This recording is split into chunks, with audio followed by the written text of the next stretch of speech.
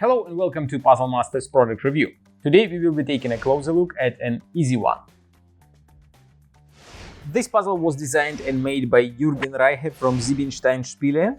Difficulty level of an easy one is 7 out of 10 on a Puzzle Masters difficulty scale that runs from 5 to 10.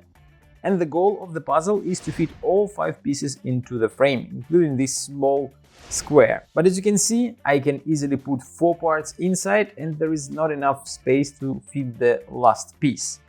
If you take a close look at the frame, you will find that it has some restrictions. As you can see, there are like rounded corners.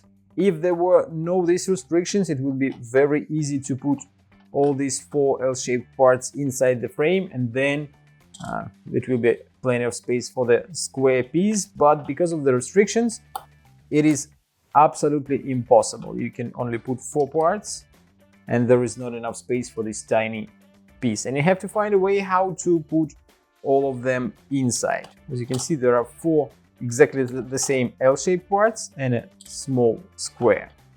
If you like an easy one and you want to buy this puzzle, go to puzzlemaster.ca. Thank you for watching. See you next time.